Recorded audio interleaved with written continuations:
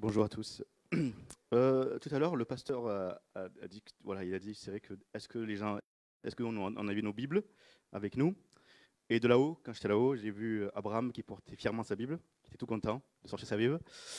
Et il va nous lire alors à voix haute Romains chapitre 15, versets 3 et 4. C'est l'introduction. Romains chapitre 15, versets 3 et 4.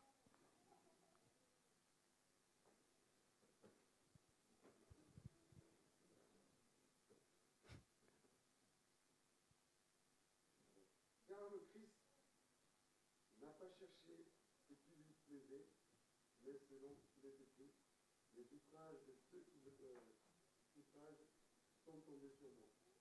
Or, Tout ce qui tout ce était qui a été écrit d'avance là a était été pour notre instruction, afin que, par la patience et par la consolation que donne les Écritures, nous possédions l'espérance.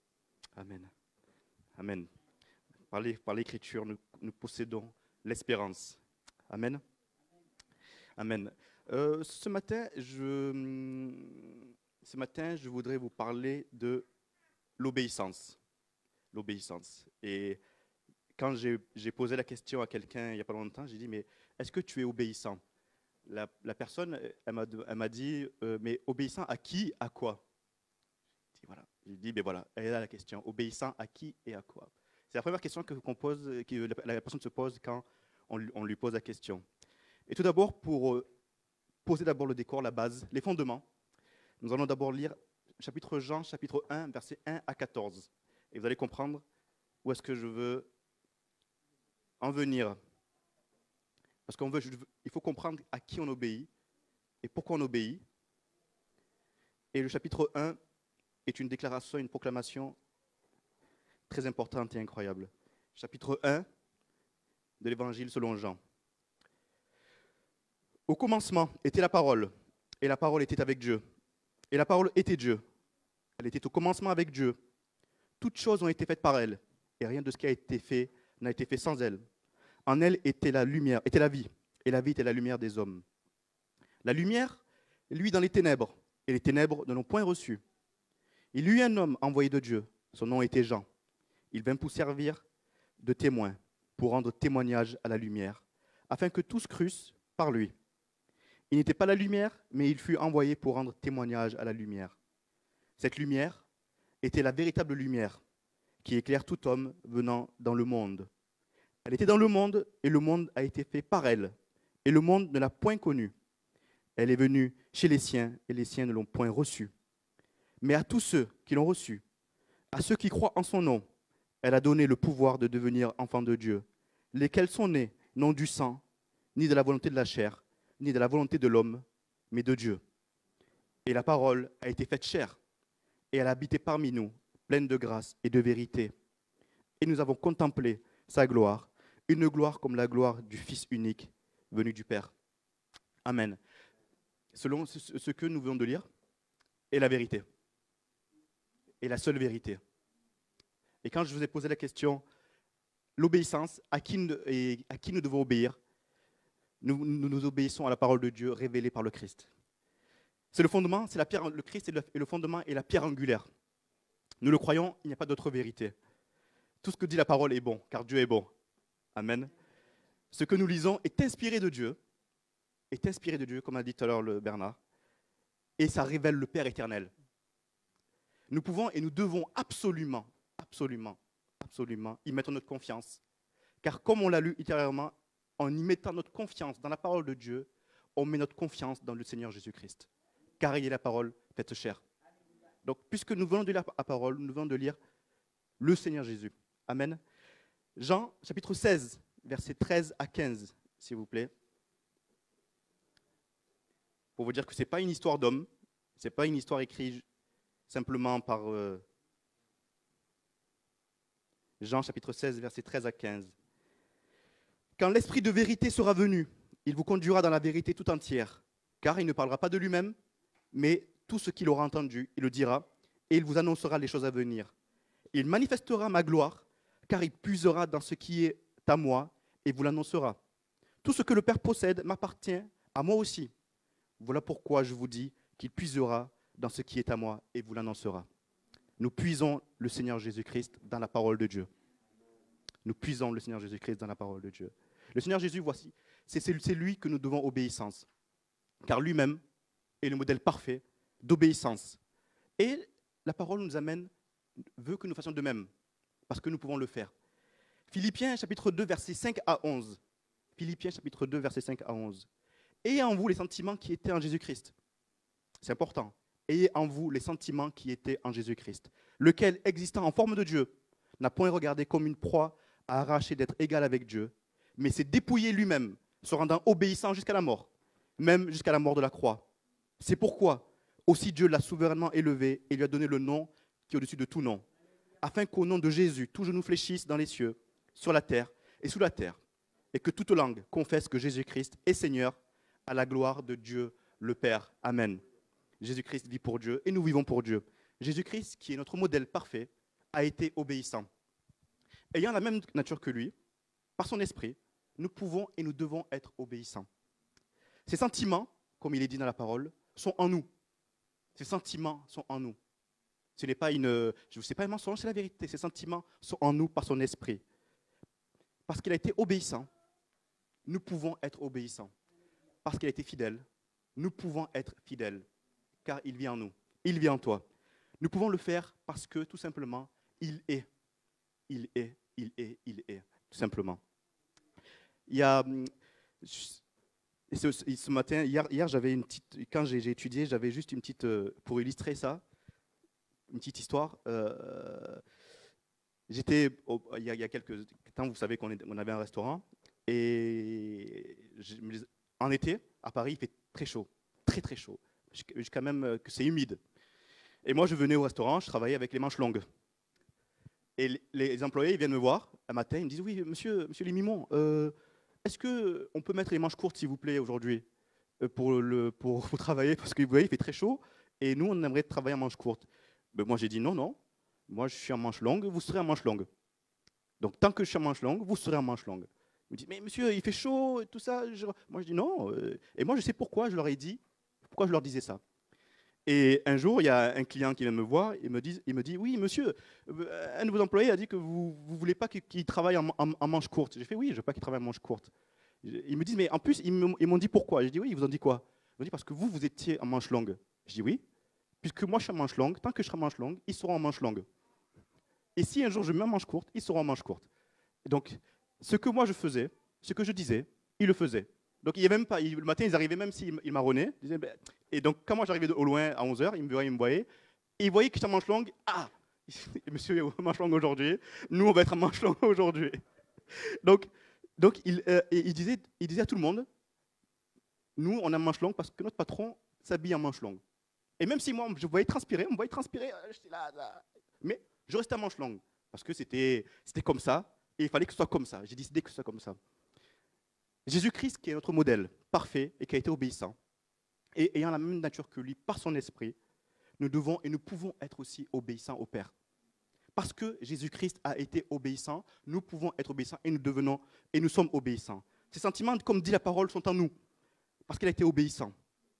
Et il n'y a aucun doute dessus. Notre Dieu est merveilleux et parfait. Alléluia, on est d'accord? Que notre Dieu est merveilleux et parfait. Notre nature, malheureusement, notre nature pécheresse nous empêchait de voir toute sa magnificence.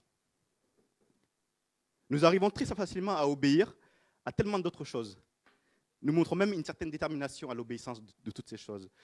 Nous obéissons facilement à des règles établies. Si un jour j'arrive ici en robe blanche, j'aimerais bien voir votre réaction. Donc je vais obéir à un code vestimentaire, parce que c'est le courant de pensée. Donc je viens ici, je dis, je vais me mettre en pantalon, en chemise. Donc j'obéis facilement et je montre aucun problème à obéir à ça. Je viens, quand je vais inviter chez des gens, je viens absolument je mets une pression pour amener quelque chose, parce que c'est comme ça. Quand on va chez quelqu'un, qu'on invite chez quelqu'un, il faut amener soit une bouteille de vin, soit un cadeau, parce que c'est comme ça. Donc je montre une détermination à obéir à un certain code, soit à un code moral. Et je montre aussi une obéissance à ce qu'on appelle un courant dominant. En anglais, on appelle ça le mainstream. C'est-à-dire que tout ce qui est décidé est fait par la majorité. Du moment que tout ce qui est fait est décidé par la majorité, on se dit que c'est le courant, donc je vais faire. Donc je vais obéir sans problème. Pourquoi? Soit pour préserver sûrement une réputation, soit pour préserver aussi des relations, parce que si vous venez me dire bonjour et que je ne vous réponds pas par un bonjour, lié-moi est impoli. Donc j'obéis à une règle. J'obéis à une règle et je montre une détermination. Et des fois, je me dis, ah, mais pourquoi tu n'as pas dit bonjour? Donc, tout ça, on le fait facilement. On est même déterminé, on montre ça facilement. Et ce courant même de croyance et de majorité, et de croyance et de pensée, nous maintiennent et on se soumet facilement à ça. Je ne dis pas qu'il ne faut pas le faire, attention, hein, je ne dis pas qu'il ne faut pas... Mais ce n'est pas l'ultime obéissance. Les merveilles ne sont pas là-bas. Les merveilles ne sont pas dans le courant de pensée, le courant de croyance. Les merveilles ne sont pas dans les codes vestimentaires. Les merveilles et la plénitude n'y sont pas non plus. La joie parfaite n'y est pas non plus. La joie parfaite n'est pas dans l'obéissance de tout ça. Car rien sur cette terre n'est parfait. Mais celui qui est dans son ciel de gloire, qui vit en nous, est parfait. Donc si nous mettons notre obéissance dans celui qui est parfait, tout devient en nous parfait, au nom de Jésus. Ma maman, que j'aime énormément, qui est ici présente, elle m'a allaité. Elle a veillé quand j'étais malade. Elle a changé mes couches. Elle a prié des nuits et des jours pour moi, pour mon bien-être. Elle a jeûné pour moi. Elle m'a éduqué. Et pour ça, vraiment, je lui en suis reconnaissant. Et mon devoir envers elle, c'est simple. Nous avons un code. Mon devoir envers elle d'obéissance est incontestable et incontesté. On est d'accord. Mon devoir d'obéissance envers elle. Et elle aussi, elle était heureuse. Elle était heureuse de m'éduquer, de m'élever. Elle est fière, elle était fière de me voir grandir. Elle était fière quand je ramenais des 11 sur 20 en maths, pas vraiment. Hein. Elle était fière quand je ramenais... Parce que moi-même, j'étais fier. Elle était fière de moi quand même je priais. Elle était fière de moi. Elle était fière de moi, sa joie. Mais elle savait que sa joie à elle n'était pas dans tout ça. Elle savait que sa joie en elle était le fait que j'obéissais à Christ.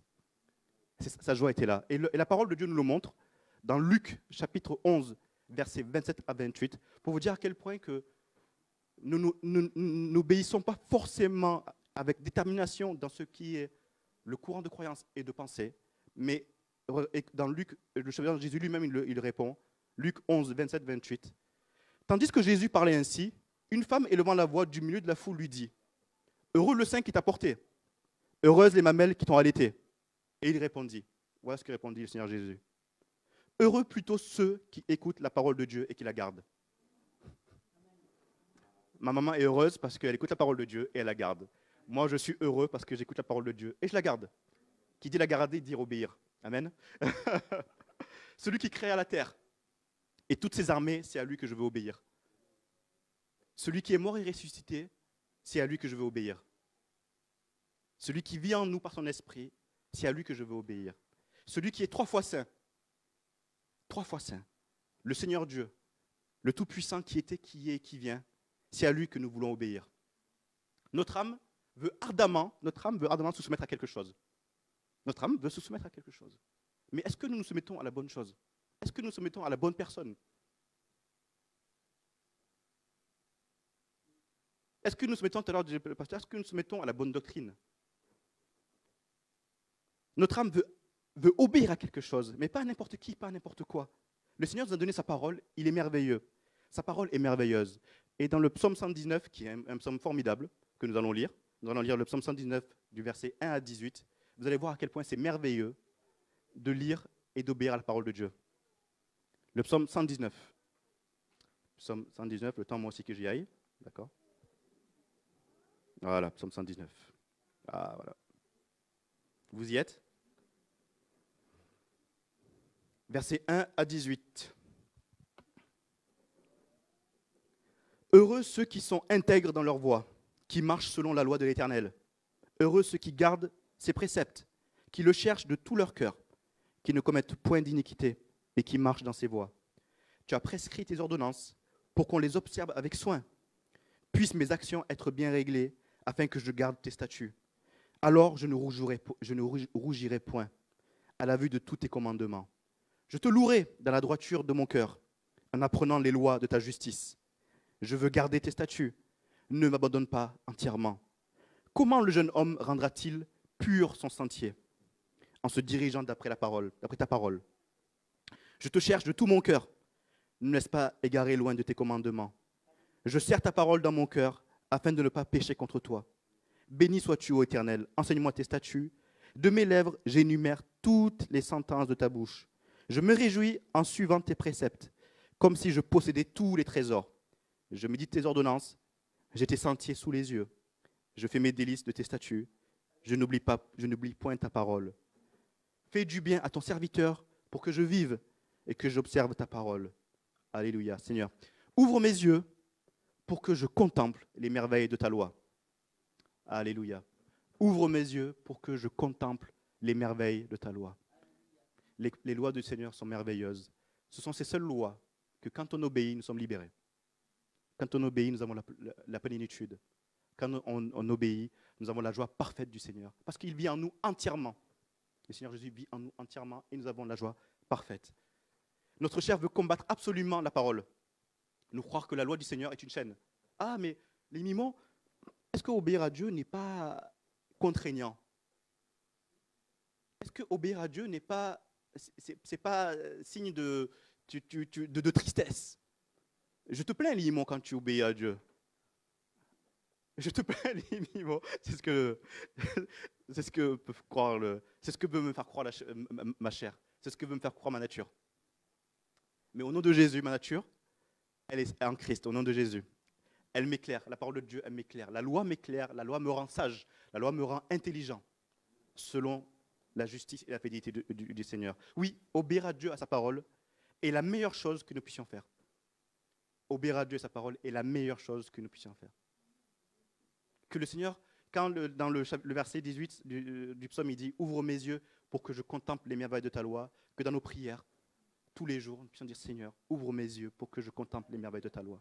Ouvre mes yeux pour que tous les jours, je puisse contempler ta magnificence, que tous les jours, je puisse contempler ta bonté, parce que ta loi est bonne, car tu es un Dieu bon. Seigneur, je veux t'obéir parce que tu as obéi au Père jusqu'à la mort. Seigneur, je veux être fidèle parce que tu as été fidèle. Je veux te suivre. Et ce que je vous donne, ce qui est là, vous l'avez. Vous l'avez. Et quand je vois, il vit en vous. Et je sais que vous pouvez le faire, je sais qu'on peut le faire. Saisissons-nous de la nature du Seigneur. Saisissons-nous de sa parole. Tout est dedans. Et que tous les jours, ouvre mes yeux, Seigneur, pour que je puisse contempler les merveilles de ta loi. Au nom de Jésus, amen. Soyez bénis.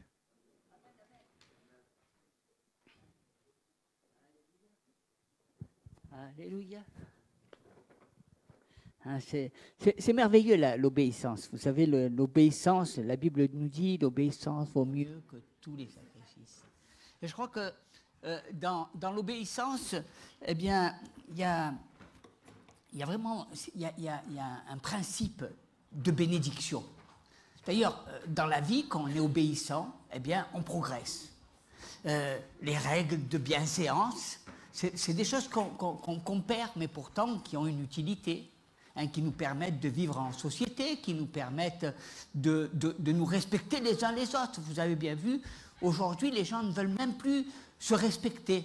Et souvent, on a l'impression que les gens se parlent comme des chiffonniers, comme si ils se connaissaient depuis tout le temps, alors que peut-être ils se connaissent à peine il y a 5 minutes. L'obéissance, ce sont des principes qui font que nous sommes des êtres humains, que nous sommes dans une société, que nous respectons certains codes. Et souvent, ces codes sont mis à mal et détruisent même les valeurs de la vie. Et à plus forte raison, quand nous obéissons à certains codes, eh bien, l'obéissance à Dieu est quelque chose de formidable. Parce que l'obéissance à Dieu nous permet eh bien, de marcher non pas selon la conduite des hommes, selon certaines doctrines ou certaines façons, mais de rechercher la pensée de Dieu. Et d'être conduit. On voit bien que si tout le monde eh bien, se nourrissait de la parole de Dieu et était obéissant à la parole, je pense qu'il y aurait beaucoup moins de pauvres sur la terre et que certainement tous les gens pourraient manger à leur faim. Parce que Dieu a mis un jardin et dans ce jardin, nous avons tout pleinement. Alors, je vous invite, ce sont des principes. Hein, parce qu'on vit dans un monde où les gens se pensent qu'ils sont plus intéressants quand ils vont être anti ceci, anti cela, anti. C'est plus pour se donner une notion de se montrer intéressant, et ça relève beaucoup eh bien, du mal-être. Parce que les gens, comme ils ne sont pas heureux dans leur vie, comme ils ne sont pas remplis, ils cherchent à se rendre plus intéressants, ils cherchent à se faire aimer, ils cherchent à sortir du lot. Vous avez remarqué que les gens cherchent toujours, mais si on regarde à la cause, c'est parce qu'ils ne sont pas bien. C'est qu'il leur manque quelque chose.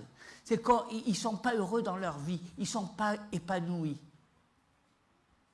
Alors ils cherchent des superfuges, ils cherchent... Hein, mais quand vous êtes malheureux, que vous venez à la croix, vous retrouvez le bonheur. Hein, et là, eh bien, vous n'avez pas besoin de chercher à vous montrer intéressant ou de faire votre intéressant. Vous savez, c'est comme les gamins. Des fois, ils sont là, turbulents, parce qu'ils veulent faire leur intéressant. Ils veulent que tous, on les regarde. Et tout ça, c'est parce qu'ils veulent capter notre attention. Mais quand vous avez eh bien, en vous ce terrain fertile de l'obéissance produit du fruit. Même dans la société, quand les gens sont obéissants, qu'ils écoutent leur chef hiérarchique, etc., ils arrivent à progresser. Quelqu'un qui n'obéit pas, eh bien, il a toujours la dernière place. Hein. Il marche à reculons. Le principe divin de Dieu. Alors aujourd'hui, je voudrais vous parler de quelque chose de merveilleux, quelque chose que nous pouvons tous expérimenter, comme l'obéissance, mais c'est ce que nous sommes. Et j'aimerais que nous allions dans les Saintes Écritures et dans l'évangile de Jean, au chapitre 3. C'est intéressant, vous allez voir que c'est très intéressant. Et j'aimerais que le Seigneur eh bien, nous conduise. Chapitre 3 de l'évangile de Jean. Alléluia. Tout le monde y est? Voilà, chapitre 3 de l'évangile de Jean.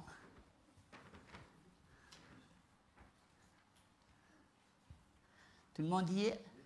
Alléluia. On va s'incliner dans la prière, si vous voulez bien. Seigneur, que Seigneur, ta parole produise du fruit. Que Seigneur, eh bien, tu puisses nous toucher au travers de ce qui va être dit. Et que nous puissions expérimenter eh bien, cette parole. Que chacun de nous puissions recevoir cette parole parce qu'elle est bonne pour chacun de nous. Parce qu'elle est une parole de vie, une parole de révélation. Et Seigneur, que ta parole soit une parole qui nous montre, qui nous guide, qui nous dirige, qui nous sorte de toutes nos erreurs, de tous nos principes, pour regarder à ce qui est la vérité. Ce que le monde ne connaît pas, eh bien Seigneur, tu nous l'as donné et tu nous ouvres nos yeux et nos cœurs spirituels. Ouvre Seigneur notre entendement, au nom de Jésus. Amen. C'est quelque chose de merveilleux parce que c'est au chapitre 3 et au verset 1er. Mais lui, un homme d'entre les pharisiens nommé Nicodème, un chef des Juifs, qui vint, lui, auprès de Jésus de nuit et lui dit « Rabbi, nous savons que tu es docteur venu de Dieu, car personne ne peut faire ces miracles que tu fais si c'est Dieu, si ce n'est Dieu avec toi, avec lui. » Jésus lui répondit « En vérité, je te le dis, si un homme ne naît de nouveau, il ne peut voir le royaume de Dieu. » Nicodème lui dit « Comment un homme peut-il naître quand il est vieux? Peut-il rentrer dans le sein de sa mère et naître ?» Et Jésus lui répondit « En vérité, je te le dis, si un homme ne naît d'eau et d'esprit, il ne peut entrer dans le royaume de Dieu. Ce qui est né de la chair est chair, et ce qui est né de l'esprit est esprit. Ne t'étonne pas que je t'ai dit, il faut que vous naissiez de nouveau. » J'aimerais qu'on prenne un autre passage. C'est dans le livre des Actes, au chapitre 2 et verset 41. Alléluia.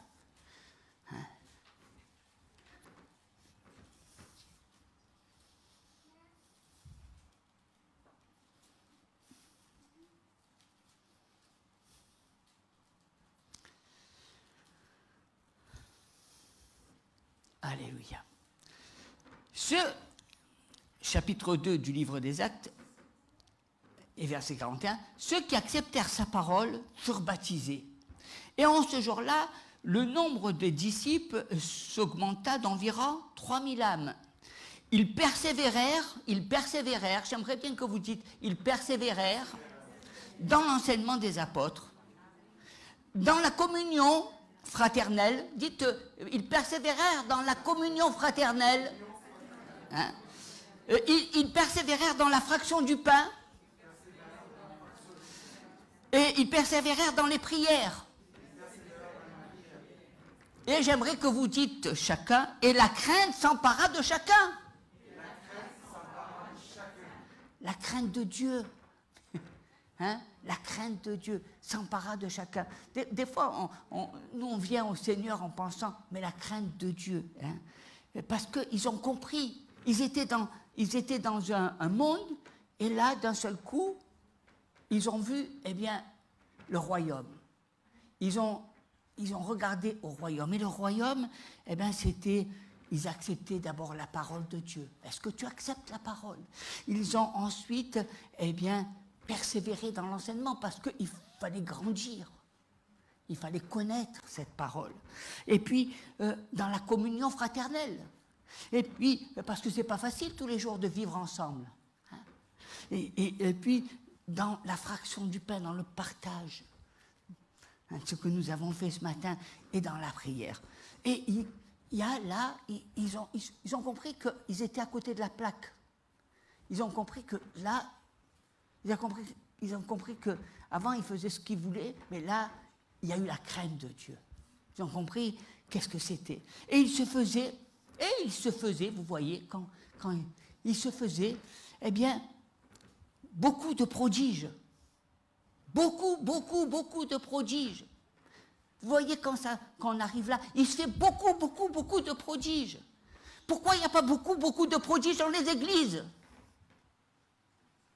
Parce qu'on veut tirer la charrue avant les bœufs. Hein?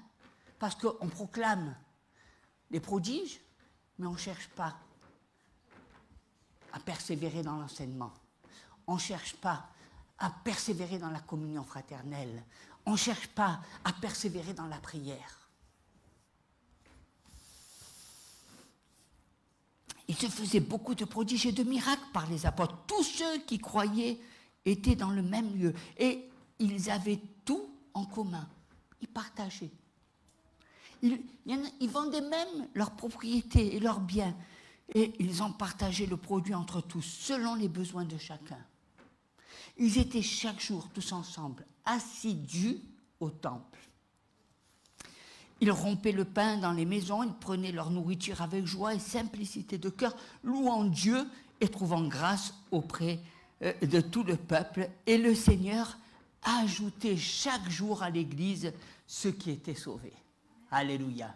Hein, dis à ton voisin, es-tu né de nouveau? C'est une question que tu dois poser, hein, à ton frère et sœur. Es-tu né de nouveau? Moi, j'aimerais bien savoir. Hein,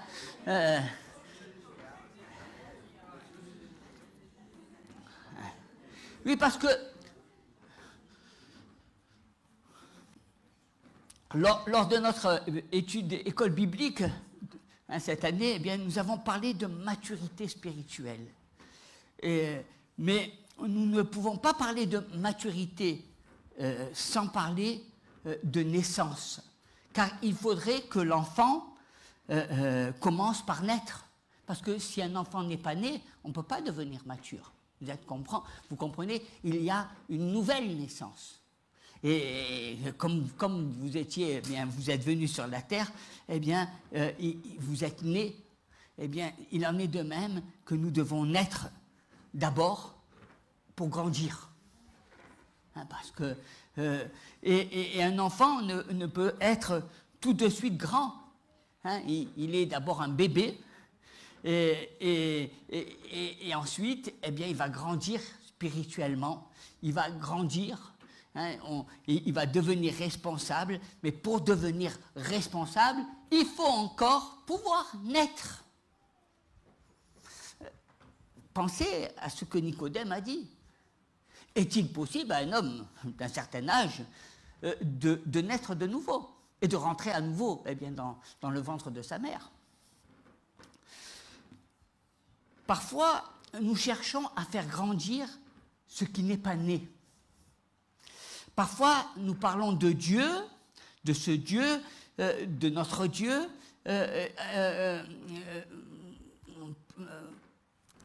alors qu'on en parle, et je dirais qu'on ne connaît pas le royaume, on ne connaît pas eh bien, la personne du Seigneur. Hein? On en parle, on parle de ce que Dieu fait, des miracles, des prodiges, mais on ne connaît pas Dieu. On vient à l'église parce qu'on a des problèmes financiers, alors on dit, Dieu va pourvoir, alléluia Seigneur, je prie pour que tu me bénisses financièrement, mais on n'a pas fait la connaissance de Dieu. On prie pour quelque chose, mais on n'est pas, eh bien, je dirais, on n'est pas il faut un père pour naître, pour venir à la terre, et ensuite, eh bien, devenir un enfant, un bébé, et puis un enfant, et un disciple. Et je crois que c'est important de regarder, parce que souvent, nous sommes effrayés. Nous voyons dans les églises beaucoup de personnes qui viennent de dimanche en dimanche, d'année en année, mais on est surpris de ne pas voir suffisamment d'hommes et de femmes nés de nouveau. On voit des personnes qui proclament la puissance, la gloire, les bénédictions de Dieu, mais on voit très peu de personnes qui connaissent vraiment le Seigneur et qui reçoivent sa nature ou qui marchent au travers de la parole de Dieu. Et souvent, on est gêné par rapport à ces choses-là. Et souvent, on est même, on ne comprend pas. On se dit, mais tu t'imagines, Nicodème, un homme de loi, un homme qui connaissait la parole, hein, un grand docteur, eh bien, qui connaissait la parole, mais qui n'avait pas fait cette expérience de la connaissance de la nature du Père. Il connaissait la parole, mais il la connaissait au travers de ce qu'il voulait, simplement, mais il n'avait pas fait cette expérience eh bien, de venir et de recevoir la nature de Dieu. Et on a besoin de comprendre cela. Parce que souvent, on annonce à quelqu'un, tu vas recevoir ceci, tu viens à l'église pour cela, tu viens à l'église pour ceci, Dieu va te sortir de tes ennuis, Dieu va te...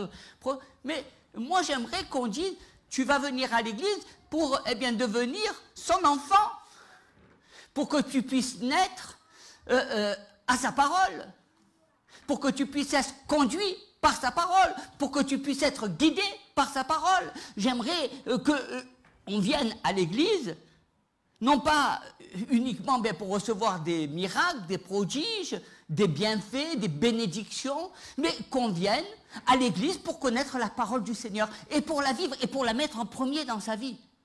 Vous avez remarqué que beaucoup de gens ne vivent pas la parole. Ils viennent dans l'église parce qu'ils veulent être en bonne santé. Ils viennent dans l'église parce qu'ils veulent eh bien avoir des promotions dans leur travail. Ils viennent à l'église parce que ça fait bien. Hein? Mais en fait, si quand tu nais par ton père et ta mère, tu nais par un père et une mère qui sont dans la chair. Mais Jésus parlait de cette nouvelle naissance, c'est que quand tu viens à Jésus, eh bien, tu viens au travers de la parole. Nous sommes nés de la parole de Dieu. Hein? Nous sommes nés de la parole de Dieu. Est-ce que tu penses que tu es né de la parole de Dieu? Est-ce que tu penses que c'est ça la nouvelle naissance? Tu peux avoir 50 ans, 60 ans, 70 ans, mais si tu es né de nouveau à cet âge-là, tu auras 1 an.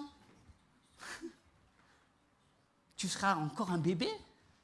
À 70 ans, tant que tu n'as pas fait cette expérience de la nouvelle naissance, bien, tu es encore conduit par le vieil homme, par ta chair, par toi, par tes sentiments.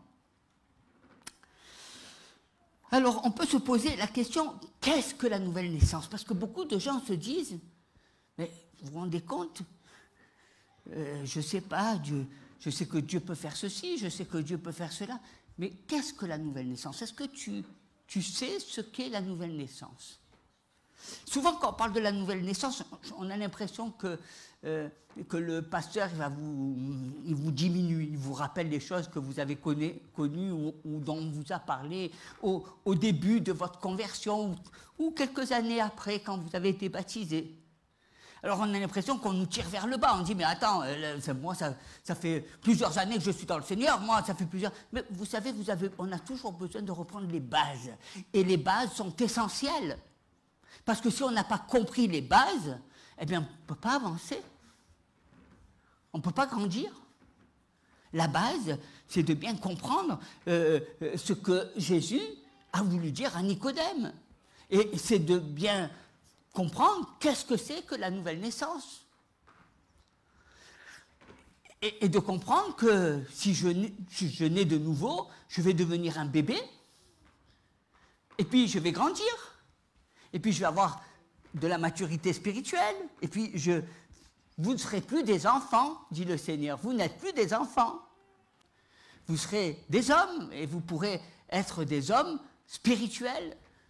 Cette armée de Dieu, ces hommes qui sont remplis de la parole de Dieu. Alors qu'est-ce que c'est que la nouvelle naissance?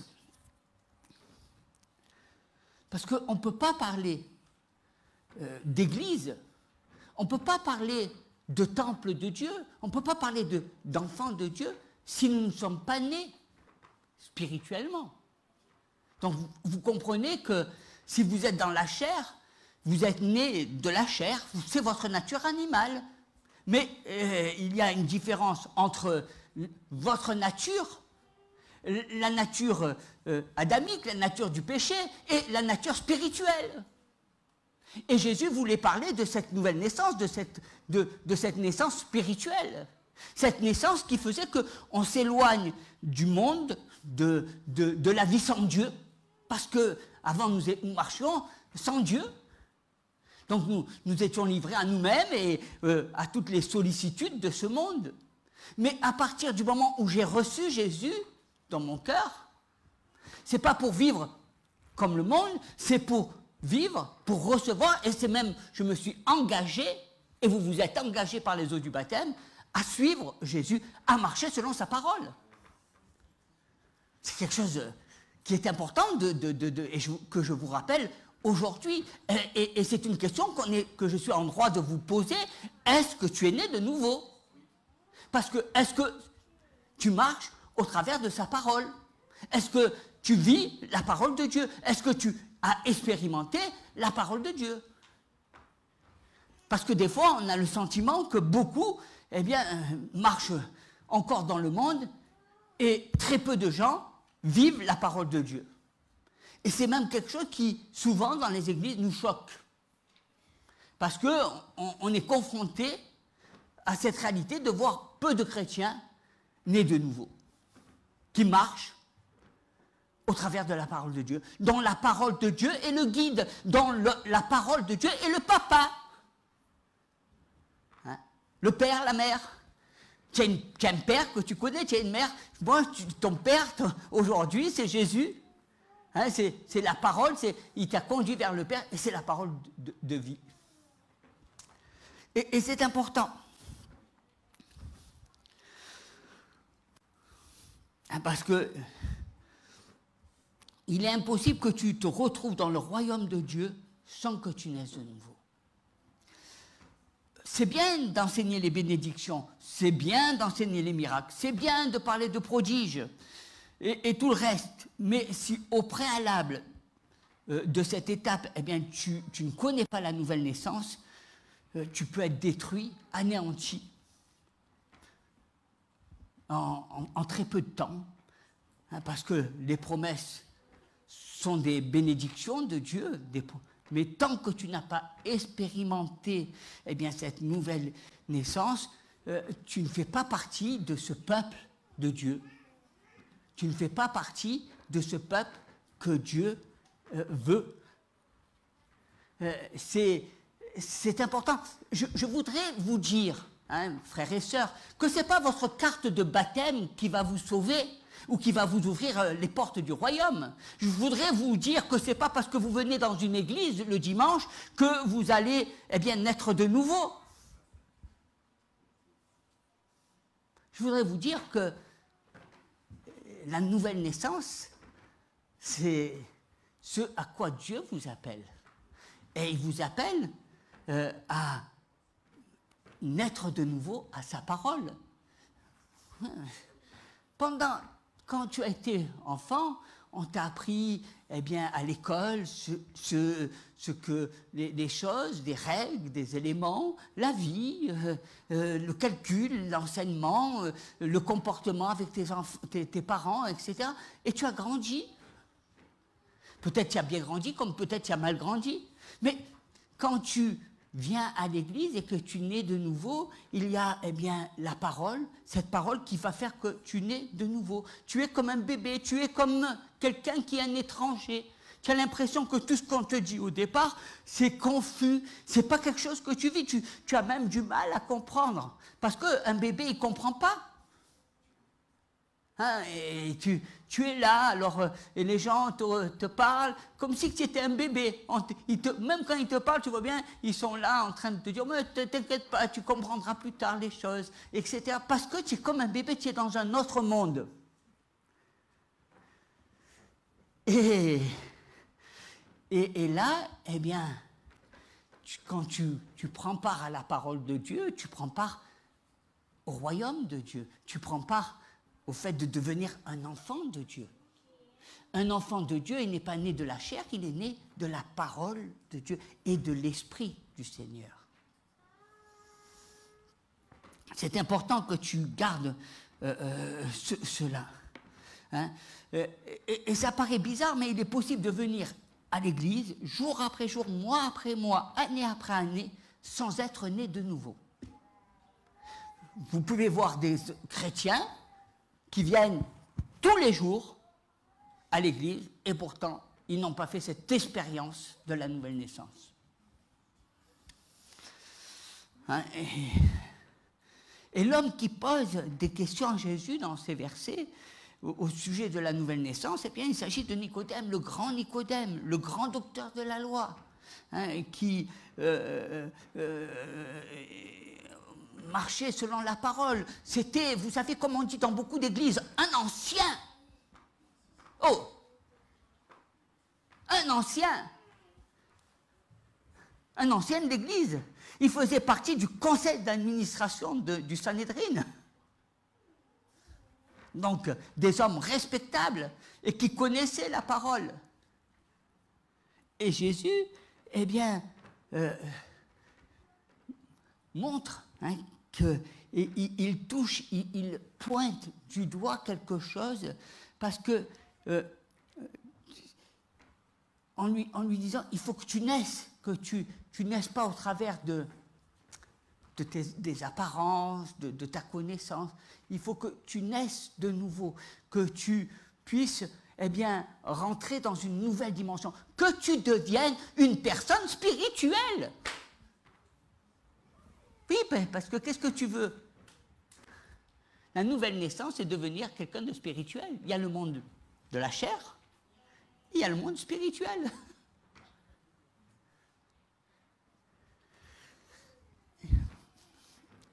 Nicodème, il connaissait les choses de Dieu, mais il ne connaissait pas Dieu. Il connaissait les choses de Dieu. Il y a beaucoup de gens qui vont encore dans les synagogues. Ils connaissent les choses de Dieu, ils connaissent les pratiques, ils connaissent ce qu'il faut faire, ils connaissent beaucoup de choses, mais ils ne connaissent pas Dieu. Et ça, c'est quelque chose de très important. C'est pour ça que si tu ne connais pas Jésus, tu ne peux pas connaître Dieu.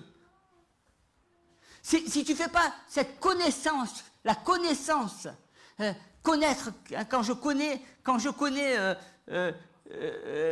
Aurélien, je connais la personne, je connais qu'est-ce qu'il ressent dans son cœur, je connais sa manière d'être, peu importe s'il travaille dans tel établissement, peu importe ce qu'il fait ou ce qu'il dit, c'est la personne, sa nature. Et beaucoup eh bien, passent à côté de l'essentiel. Ils viennent à l'église parce qu'ils disent, Seigneur, pense à mes vieux jours. Seigneur, je n'ai pas envie de finir à l'enfer. Mais c'est simplement un désir. Ils ne veulent pas expérimenter la connaissance de Dieu. Parce que quand tu expérimentes la connaissance de Dieu, tu expérimentes la connaissance du royaume. Et tu penses bien que dans le royaume, eh bien, il n'y aura pas des gens qui se disputent, il n'y aura pas des gens qui vont se crêper le chignon, il n'y aura pas des gens qui vont se salir, il n'y aura pas des gens qui vont donner plusieurs doctrines, il n'y aura pas des gens qui chercheront à diviser, il n'y aura pas des gens qui chercheront à créer des pièges, il n'y aura pas des gens jaloux. Il y aura des personnes qui sont nées d'eau et d'esprit. Des êtres spirituels. C'est pour ça que le royaume nous s'est ouvert, parce que nous savons qu'il appartient à ceux qui sont nés d'eau et d'esprit.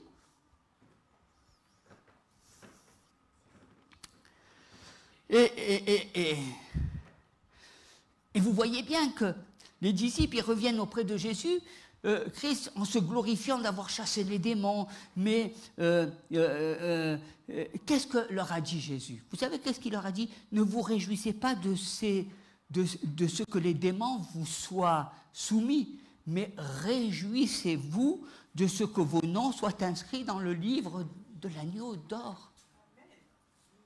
Ne vous réjouissez pas.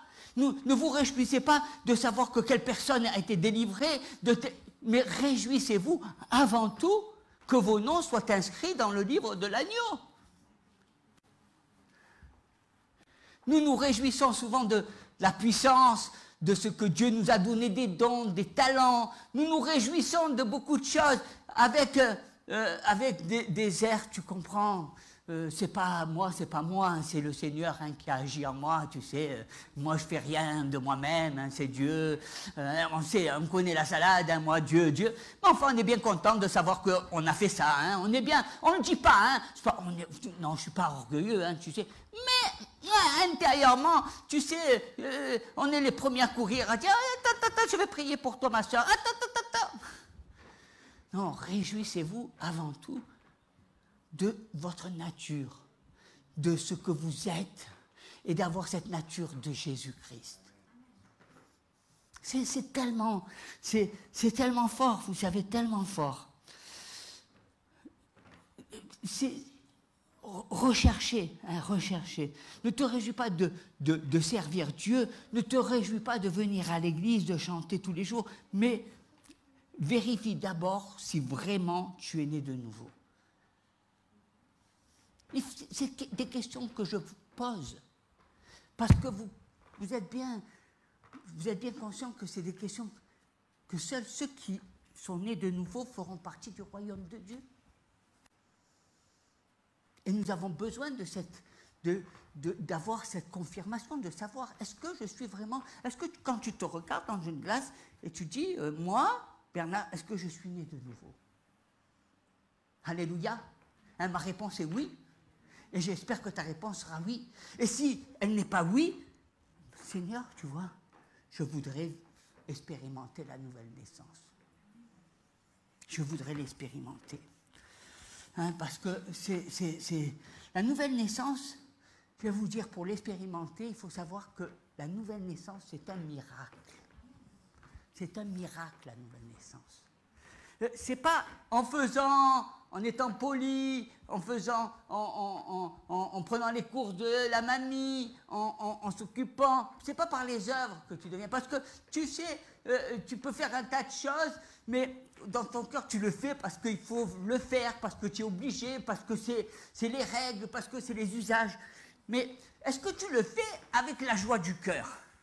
C'est toute la différence. Vous savez, quand je fais les choses, mais je suis heureux. Je fais les choses de tout cœur. Si je les fais par devoir, faites attention aux gens qui font tout par devoir. Je fais tout par devoir. Je veux que tu aies rien à me reprocher. Dis-moi qu'est-ce que je dois faire. Dis-moi si c'est bien. Dis-moi si c'est mal. Explique. C'est des devoirs, ça. On n'est pas à l'école. On fait les choses parce qu'on le ressent. Parce que c'est la vie. Parce que, eh bien, c'est l'expression de notre amour. tu aimes pas quelqu'un par devoir. Tu l'aimes parce que tu l'aimes. Hein, tu l'aimes parce que c'est ton frère. Si c'est ton devoir, ben mets-le ailleurs. Hein. Revois ta copie. C'est un miracle. Et c'est un miracle. Et je ne parle pas d'une discipline. Je te dis, eh bien, que c'est un miracle. Hein. Ce n'est pas des choses que tu dois faire ou que tu ne dois pas faire. C'est un miracle. La nouvelle naissance est un miracle, un prodige de Dieu. Hein, pour faire, et elle peut se faire quand je me pose cette question, est-ce que je suis né de nouveau? Ça revient à dire, eh bien, est-ce que tu as expérimenté le miracle de la nouvelle naissance? C'est cette question. Est-ce que tu as expérimenté le miracle de la nouvelle naissance? Dis à ton voisin, est-ce que tu as expérimenté le miracle de la nouvelle naissance? Dans la joie, hein, tu dis ça. Tu sais, il y a des gens qui regardent leur frère et qui font comme ça. Qui font, est-ce que tu as te dire, toi, tu n'es pas né de nouveau. Hein. N'apportez pas de condamnation, aimez vos frères. Vous savez que votre frère ou votre sœur est plus grand que vous. Vous savez que votre frère est plus spirituel que vous. Si vous croyez que vous êtes plus spirituel que les autres, eh bien, faites attention, vous êtes en danger de mort. Ça veut dire que vous n'êtes pas né de nouveau. Parce que vous ne mettez pas en pratique la parole. Faites attention à ça.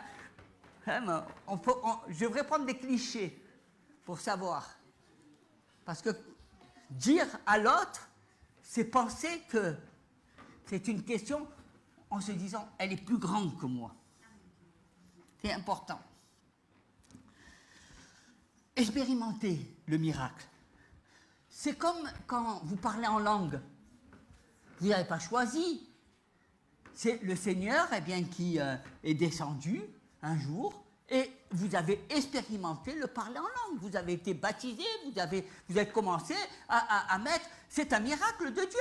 Vous croyez que les gens dans la rue, ils vont parler de Jésus, et d'un seul coup, ils vont commencer à parler « Alléluia, Shokaraba, Sandala ». Non, ça ne marche pas. C'est un miracle de Dieu.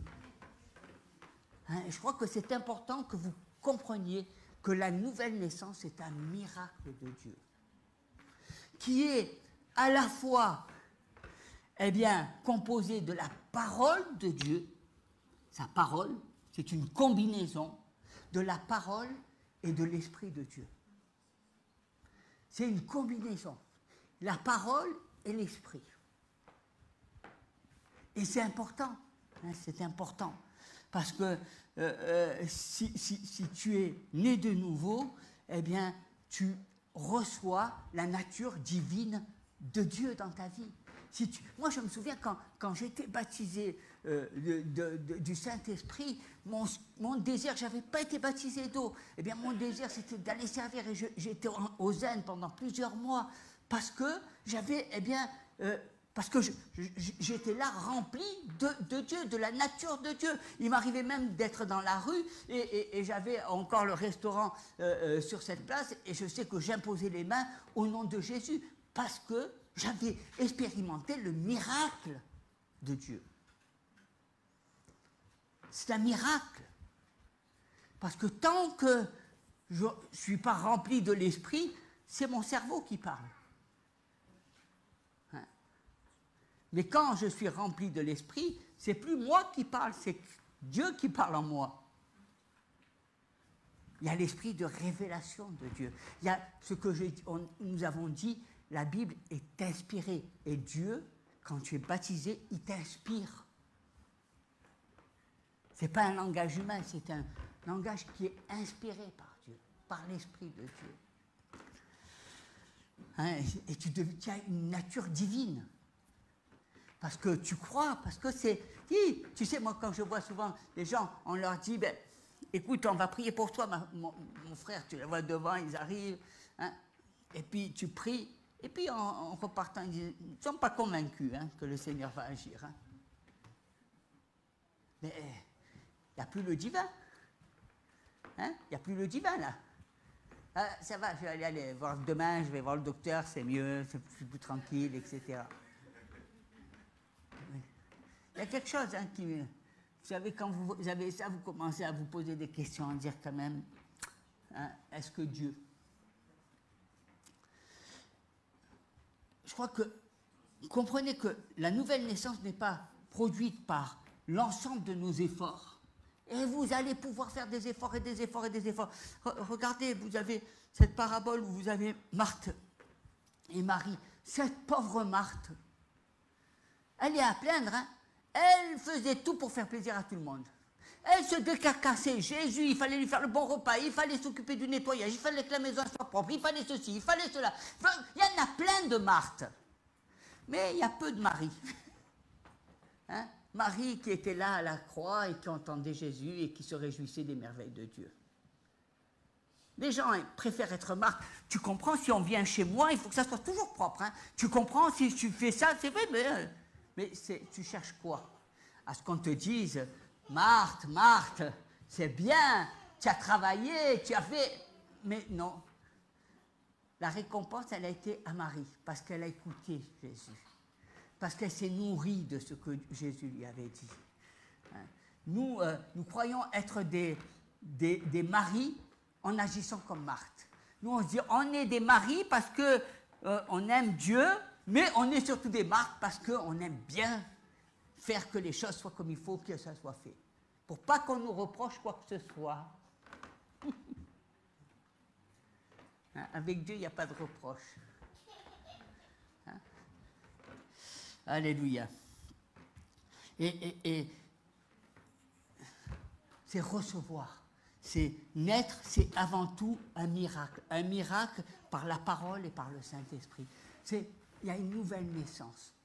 Nous étions dans le monde, nous marchions au travers des pensées de ce monde, du péché. Et puis, le Seigneur s'est révélé à nous. Comme Paul, il s'est révélé à lui. Alors que Paul était seul d'État, c'est un homme, un érudit, il connaissait la parole de Dieu, mais il n'avait pas fait l'expérience de Jésus, de ce Jésus. Et quand il a fait l'expérience de ce Jésus, sa vie a changé. Est-ce que tu as fait cette expérience de Jésus? Parce que tu peux connaître beaucoup de choses, parce que tu peux venir de dimanche en dimanche, mais si tu n'as pas fait cette expérience de la parole de Dieu, et je dis bien, il faut la parole, parce que la parole est le fondement, et le Saint-Esprit, la conjugaison, parce que s'il n'y a pas ces deux éléments, tu es un infirme. Si tu es rempli du Saint-Esprit, que tu ne connais pas la parole, tu es bon à jeter. Et si tu connais que la parole et que tu ne connais pas l'Esprit, tu es bon à jeter aussi. Il y en a beaucoup. Hein. Il y a beaucoup de gens qui sont comme ça. Il y a même des pasteurs qui ne sont pas nés de nouveau. Il y a beaucoup de pasteurs dans les églises protestantes qui ne sont pas nés de nouveau. Il y en a beaucoup qui marchent qu'au travers de la parole. Et leur inspiration est basée sur la parole. Et ils vont vous lire tout ce qu'ils peuvent vous lire, l'histoire, le ceci, le cela. C'est basé sur la parole. Ils n'ont pas fait cette expérimentation de l'esprit. Et il y a ceux qui sont vécus que dans l'esprit. Et malheureusement, ils amènent des gens au cimetière tous les jours parce qu'ils ne connaissent pas la parole et qu'ils sont aveuglés par l'esprit et ils ne conduisent pas les hommes dans la vérité.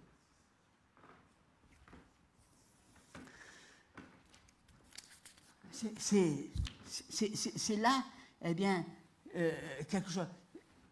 La nouvelle naissance, c'est la fusion entre la parole et l'esprit, hein, pour que tu puisses naître de nouveau. Ce sont ces deux éléments qui vont te permettre de rentrer de vivre, d'expérimenter le miracle de la nouvelle naissance. On voit des gens qui connaissent l'hébreu, le grec, et plein de versets par cœur, mais qui ne manifestent pas la nature de Dieu. Hein, qui ne manifestent pas, ils connaissent, ils ont la connaissance, mais tu vois bien que dès qu'ils sont confrontés dans leur vie à certaines situations, ils ne se comportent pas comme Dieu. Ils connaissent la parole, mais ils n'ont pas la nature. On ne peut pas vivre la parole si on connaît pas si on n'expérimente pas la nature de Dieu. On ne peut pas vivre la parole de Dieu si on n'expérimente pas la nature de Dieu. Parce que ce n'est pas par tes efforts que tu y arriveras. Est-ce que tu penses que tu vas être par tes efforts capable d'être comme Jésus? Non. Est-ce que tu pourrais faire ce que Jésus a fait? Te comporter comme Jésus, en tant qu'homme? Et qu'au travers de la parole, tu as besoin du surnaturel de Dieu, de l'Esprit de Dieu.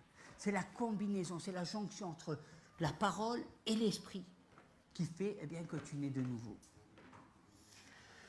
Hein, parfois on rencontre des gens qui disent l'Esprit, hein, mais ils n'ont pas la nature de Dieu.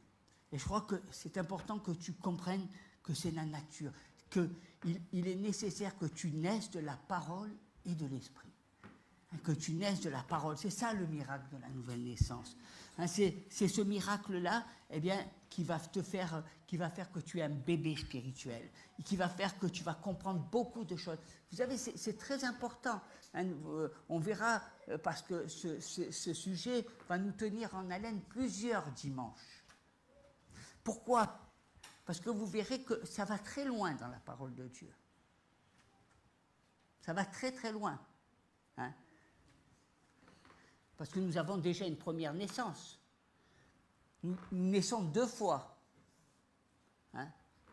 Une par nos parents et une par la parole de Dieu et le Saint-Esprit.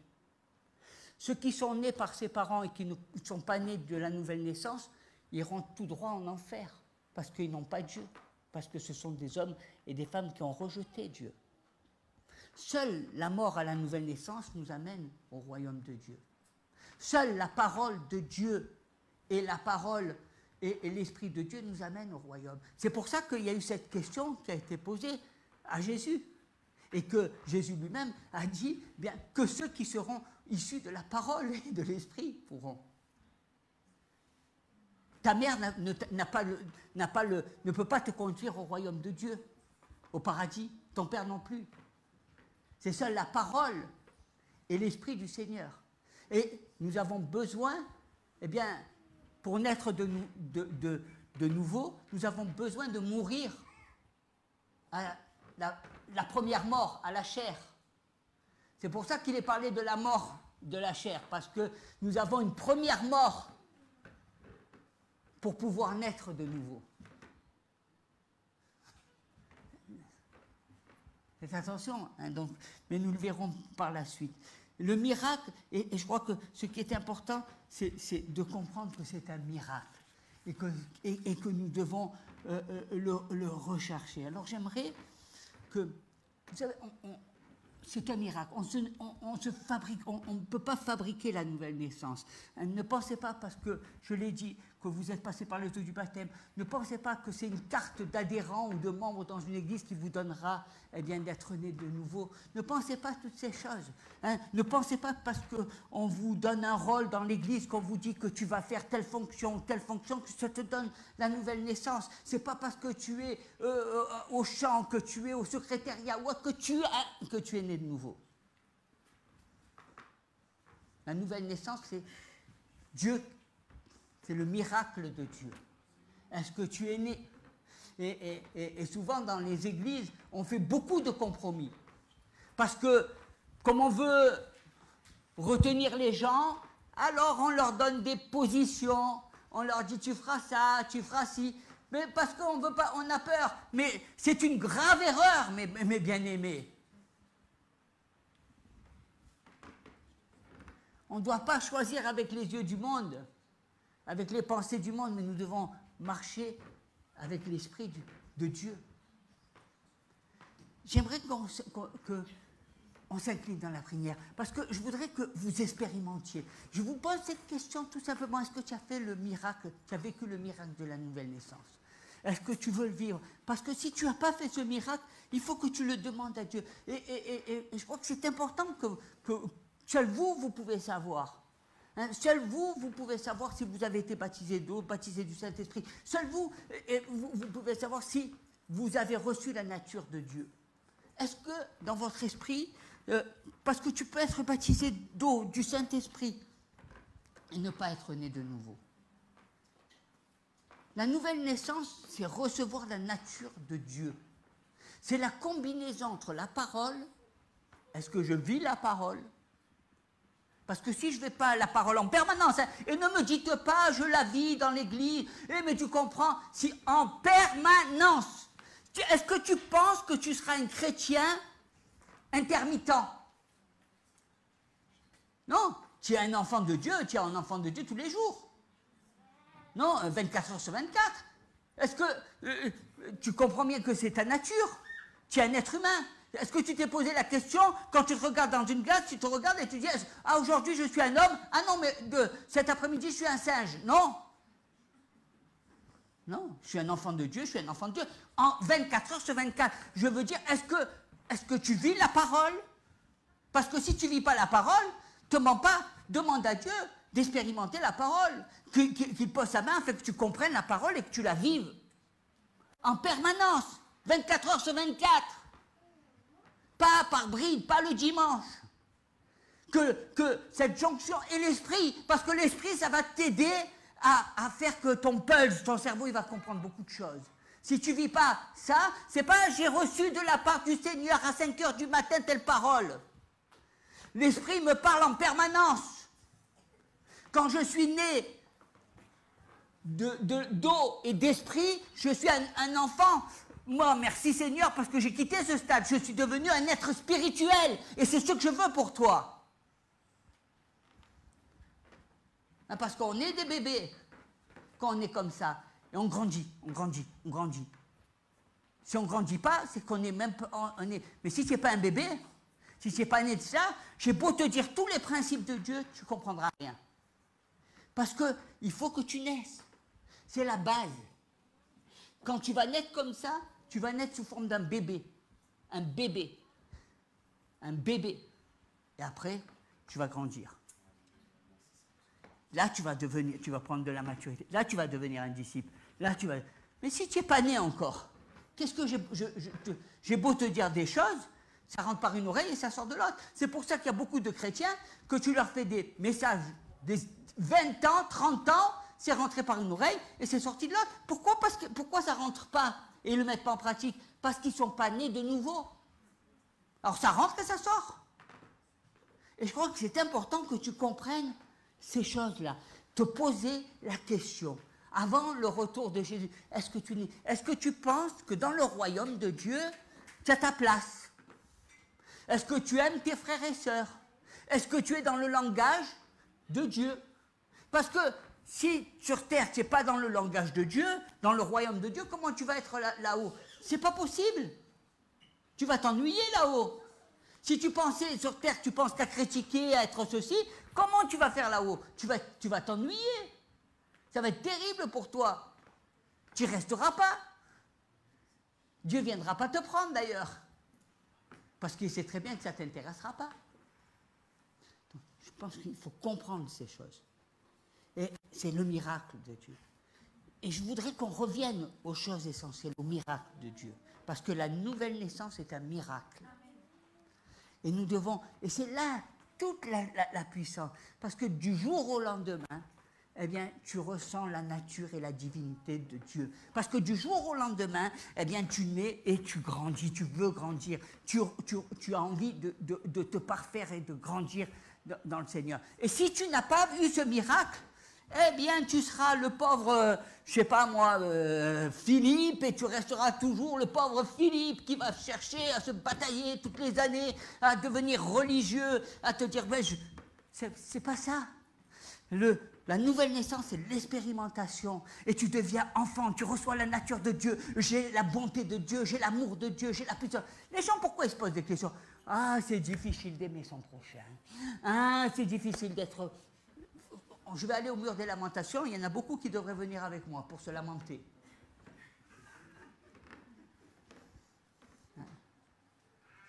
Ce n'est pas de la lamentation. La puissance, la conjonction de la parole et de l'esprit fait que tu reçois la nature de Dieu. Tu deviens le temple de Dieu. Bien sûr qu'il faut que tu passes par la purification. Bien sûr, il faut que tu t'éloignes du péché. Mais quand tu viens à Jésus, il te pardonne. Et après, tu as envie de t'engager à le suivre, à rentrer dans la parole. Et après, tu reçois le Saint-Esprit. Et après, tu deviens un bébé spirituel et tu vas grandir. Il y a beaucoup de gens qui pensent que, pour eux, le baptême de la nouvelle naissance, c'est le baptême du Saint-Esprit. C'est faux. C'est faux. Si tu penses que parce que tu as été baptisé du Saint-Esprit, tu es né de nouveau, tu te trompes. C'est dans l'erreur. La nouvelle naissance, c'est la conjonction, c'est le miracle de Dieu qui fait que tu reçois la nature de Dieu. Et que tu te purifies et que tu veux grandir dans les voies de Dieu. Et que tu reçois toute sa parole, que Dieu t'ouvre les yeux et que tu sortes de cet aveuglement. C'est possible si tu expérimentes le miracle. Alors, je vous invite à ce qu'on prie tous ensemble pour expérimenter ce miracle. Hein? Et je vais demander à nos frères de venir un peu au piano et expérimenter ce miracle. C'est un miracle. Est-ce que tu veux expérimenter le miracle de Dieu? Beaucoup l'ont expérimenté. Si je te donne à choisir, qu'est-ce qui est plus important? Que tu fasses, que tu opères des miracles, des dons, que tu puisses imposer que les malades soient guéris, ou que tu sois transformé dans la nature de Dieu? C'est la nature. Tu veux être comme Jésus. C'est ça la nouvelle naissance. C'est rentrer dans cette dimension. Nicodème, je ne sais pas, il avait 60 ou 50 ou 60 ans. Quand il est né, s'il était né de nouveau, il aurait eu 1 an. La nouvelle naissance, ce n'est pas le nombre d'années que je viens à l'église. La nouvelle naissance, c'est le nombre, c'est quand j'ai reçu Jésus et que j'ai la nature de Christ. Et c'est là que je commence à devenir un bébé. Alors, j'aimerais que, eh bien, on puisse s'approcher, qu'on se lève. Laissez-vous prier, hein, laissez l'esprit de vie en vous. Laissez le Seigneur agir puissamment. Je veux expérimenter. Je veux recevoir, eh bien, je veux être baptisé du Saint-Esprit parce que je sais que toi, tu baptises. Dieu baptise. Je veux connaître le surnaturel de Dieu, la puissance, le miracle. Je veux, eh bien, que Dieu soit à nouveau, eh bien, le Dieu des miracles. Et que je puisse recevoir cette nature. Parce que c'est un miracle. C'est un miracle que Dieu opère en nous pour nous donner sa nature. Nous ne pouvons pas devenir comme Jésus par nous-mêmes. Nous avons besoin du toucher de Dieu, du miracle de Dieu, de cette conjonction entre la parole et l'esprit. Que ta parole, Seigneur, eh bien, je puisse la vivre pleinement, jour après jour, nuit après nuit, 24 heures sur 24. Que de ma bouche, eh bien, il n'y ait que les paroles de Dieu qui fusent. Et que toute parole de la chair, que toute cette hypocrisie, que toute cette maladie qu'il y a dans la bouche. Parce que souvent, lorsque j'entends des âmes, eh bien, ça me fait peine parce que je sens la détresse, je sens leur manque d'amour, je sens leur tristesse, je sens leur jalousie, je sens tout ce qui les rend aigres. Et je demande à Seigneur, eh bien, guéris-les. Seigneur, pose ta main sur eux afin que leur bouche, leur pensée ne soit pas remplie de cette aigreur de la chair, mais de leur de naître de nouveau, que ta nouvelle naissance leur permette de s'ouvrir, eh bien, à la pensée de Dieu. Je te demande, Seigneur, eh bien, d'agir puissamment dans ton peuple. Je t'implore instamment, Seigneur, de toucher tes enfants, afin qu'ils puissent, eh bien, expérimenter le miracle de la nouvelle naissance. Parce que je sais, Seigneur, que si ils n'expérimentent pas, eh bien, la nouvelle naissance, ils n'hériteront pas du royaume de Dieu. Et c'est pas un chantage. C'est pas un chantage que Dieu veut faire. Nous, on le voit comme un chantage. Nous, on pense comme si c'était une punition. Il n'y a pas de punition. Seigneur, donne à tes enfants de s'approcher. Que si vous voulez vous approcher du Seigneur, je pense que c'est bien d'implorer. C'est bien de demander, de venir devant et de dire, Seigneur, je veux vivre le miracle de la nouvelle naissance. C'est bien. Je veux que vous veniez. N'ayez pas honte. Prenez autorité.